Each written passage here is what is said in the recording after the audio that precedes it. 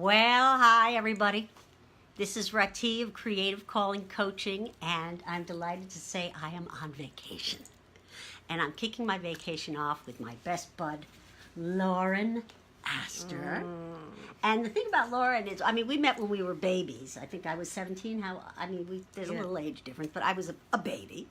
And we were taking an acting class. So we started out as theater artists. We're both actresses, and we both evolved into coaches, which is kind of interesting, isn't it? Mm-hmm. Tribally speaking, I don't know, spiritually speaking. And so I thought it would be fun, because I like to do a Facebook Live video and keep my word and do it every week, if I interviewed Lauren, because she has a very interesting sweet spot, a very interesting niche, and a very valuable one. You want to tell folks who you coach? Well, I call my business Happy Parent, Happy Child, and I work with moms and dads whose kids are driving them crazy. Yeah. And I help them have a better relationship with their kids and with each other.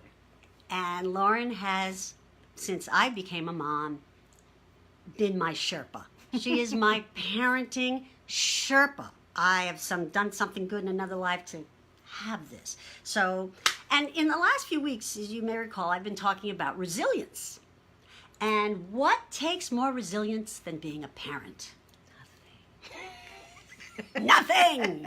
I was just saying, today that, if we knew how hard it was going to be, nobody would have kids. There would be, the human race would be done, because you go into it and that you would never go back.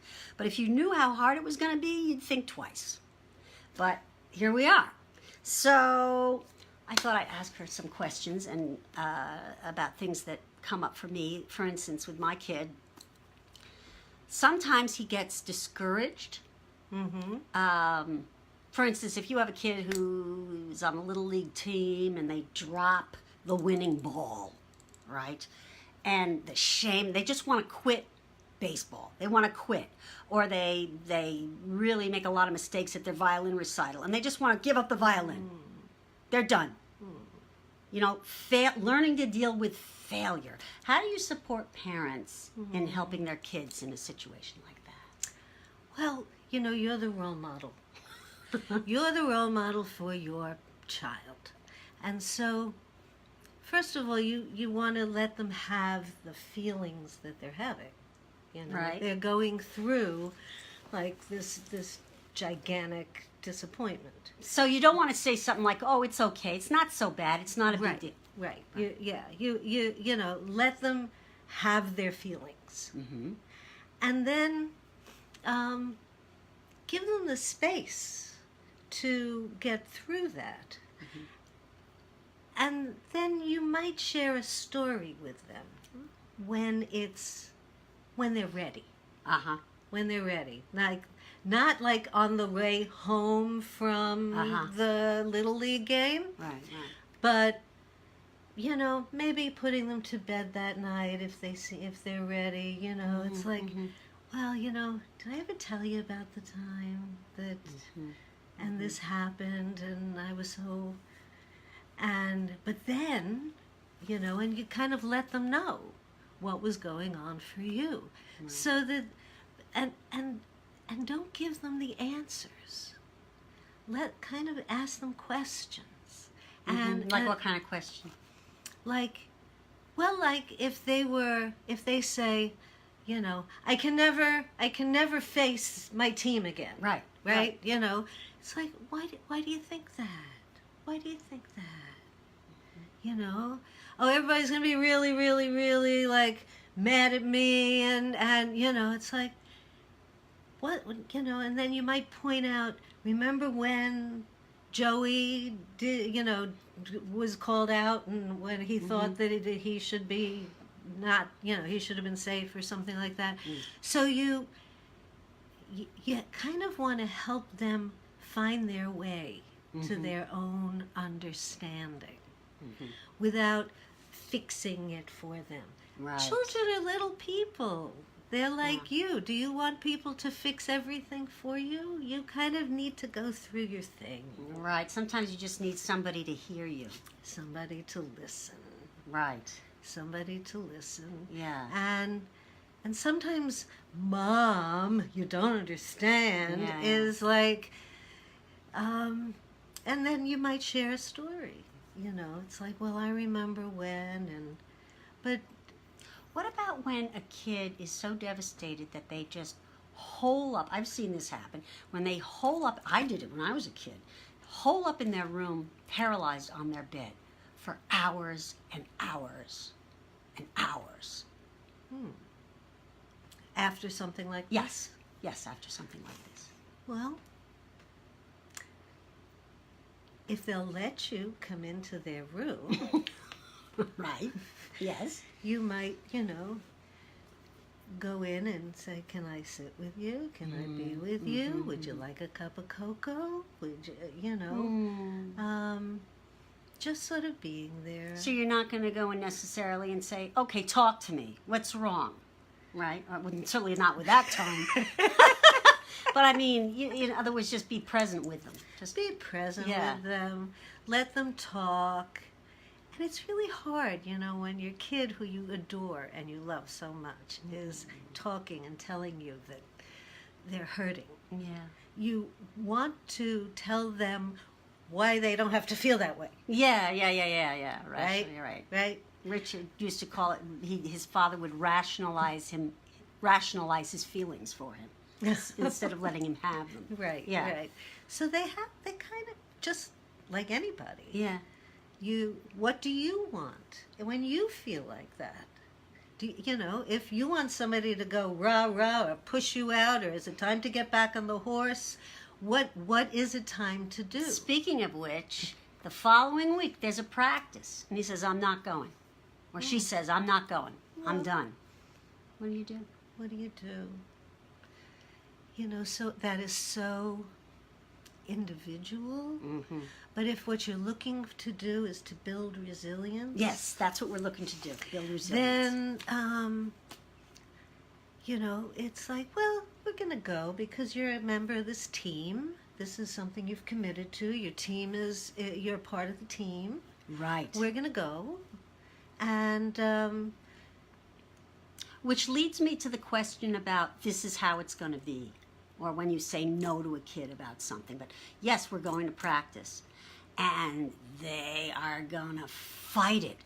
How do you deal with that when a kid is like railing against what you're trying to get, the law? They're railing against the law. yeah, but those are two different things. Okay, how are they two different Okay, things? What do you mean? because one is like they've been wounded. They're feeling wounded, and so taking care of them, helping them get through that, Yeah. is one thing. Saying this is the law, you can't play video games all night, or you can't That's two different eat issues. 14 Two different bars issues. of candy. So let's take the resilience ones first, where they have to go to practice even though So they have to go to Yeah, practice. okay. And then you don't judge them. So What would you be judging them about? Like, how could you not want to go to practice? You have to be, you're a member of this team. Okay. You have to go. Right. Don't shame You them. know. Don't judge them. Pick yourself up and get going. Yeah. Okay. Sometimes a kid needs a little oomph. Mm-hmm. But if you do it with a lot of love, Mm-hmm. it's like you are going. You are a member of this team. Mm.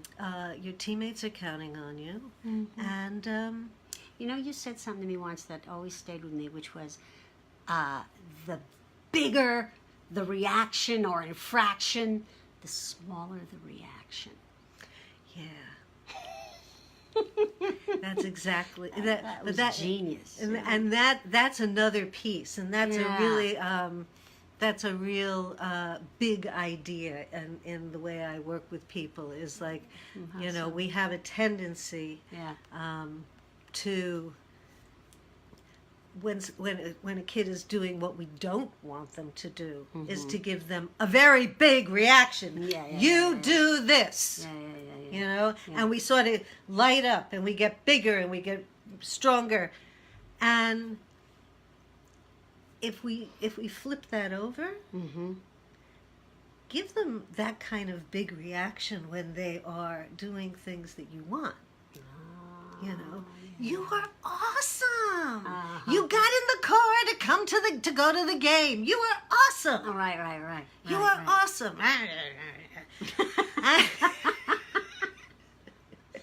It's like riding a bike. I didn't use races. Yeah. And then it's like, and then you get them to the parking lot, and you get them to the game, and they get out of the car. Yeah, come on, you can do it. Look, there's Jimmy, and he's waving at you. You know, go on. Yeah.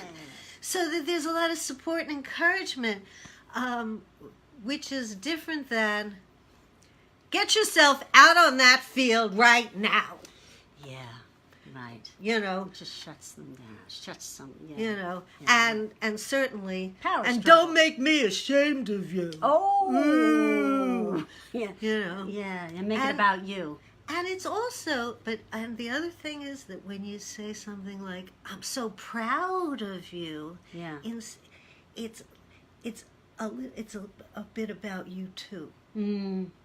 So it's like, you are amazing. Oh, so don't. Oh, interesting. I am like blown out the way you are getting yourself together and getting out there and doing this. So are you saying that rather than saying I'm proud of you, saying, I'm really impressed by what you just did. So it's not about you. It's what the child is doing. I got It's what the child is doing. Okay. You are so strong to go out there and do this. Right. I know how you feel, and you're taking those steps, and that is a great thing.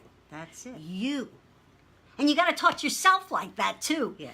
Right. That's the thing. It's like I often say to clients who are beating themselves up, I said, would you talk to a child like that? How would you talk to a child if they were really upset? And it makes so much sense, you know. So I'm going to skip to this question because we've been chatting for a while, and this is a big one for me because now, I mean, it's so, you know, the world has gotten so complicated and life is so challenging. And maybe it's... How do you get a kid ready to launch? How do you know that your kid is getting to the point where they're going to be okay in the world to take care of themselves? Every child is different. Yes. Right? So some children are ready to launch when they're 17, you know, and 15. They're like, let me at it. So like I got a call last week from a dad who's beside himself because he's got a kid who's 26 and not able to be self-sufficient, sounding very capable. And it was so funny because I got to be careful, you know. But the guy really thought he could throw money at the problem and fix it. You know what I mean? And I kind of thought, well, this kid knows that she doesn't have to work. Because she knows that someone can always bail her out financially. You know, on one hand, I don't think that's so bad to help your kid financially, but what about money and kids and self-sufficiency? What does that issue come up? Well, are we talking about 26-year-olds, or are we talking about 6-year-olds? Well, I'm talking about, but you've raised a beautiful daughter who's like doing really well. Yeah. So 26-year-olds. Yeah, I'm at the other end of the spectrum. It starts before. Yeah. So what's a good setup? It starts before. That makes sense. You know, because you're investing. You're always investing in your children and in what you want them to do. So, I have a theory. Yeah. That toddlers and teens are very much alike. And that if you can give your toddlers, if you can let them make decisions and teach them to trust their decisions and teach them to take good care of themselves when they're little, with very little decisions. Yeah. Should I wear the pink or the blue? Should I wear the sweater or not? Oh, well, if you don't wear the sweater, it might be cold because it's cold outside. I don't want to wear the sweater. Well, then maybe you don't wear the sweater and you're cold and you learn that. Right, right. And then when they become teens and they really stop communicating with you for several years, they know how to take care of themselves and to trust their own decisions inside. But that is something that has been, you're paving the way there. Right. The groundwork is there. It's there. The groundwork is there for agency, for them to have their own agency. You know, it's not like, and I work a lot with parents with little kids, you know, because little kids can really drive you crazy. And even though, you know, some little kids are a pleasure and easy and they are cooperative and they're happy, and but a lot of little kids are like, have a lot of big feelings and they don't know what to do with them, and they're like, bah. And if you can work with them then, as they get older, they have this. Now, if you haven't done that, and if there's stuff that's going on as they get older, you start with not judging them. You start with not judging yourself. As a parent. As a parent. So if you're doing the best you can with what you know right now. That doesn't mean you can't know more, but you're doing the best that you can. And what do you want to move towards? And if you start noticing small changes. None of us learn things because we read it or heard it one time. And clean up your room. I showed you how to clean up your room last week. Why are all these things all over the place? You know, last week I showed you how to clean up your room. This week we're going to do it again. Next week we're going to do it again. And that's where the resilience comes in. We're going to do it, and we're going to have, you know, and so your child is whining, your child is having a power struggle, your child, you know, it takes, and every time you get confronted with one of these kinds of things where your buttons are pushed, that is an opportunity for you to work with your kid and help your kid through this whatever that problem is. So reframing it as an opportunity. It's always an opportunity. Awareness. This is an opportunity. Now, boy, there's so much to say. I know. And you know what? You don't want to give away the farm because people should pay you for it. So why don't you tell folks this is Lauren Astor. And what's your URL? We'll put it in the chat. We'll put it in the comments anyway, but what is it? HappyParentHappyChild.com. Yes. Or LaurenAstor.com. They'll both get you there. Right on. And this is Rati. Thanks for hanging with us. This was so fun. It was. Enjoy. Bye-bye.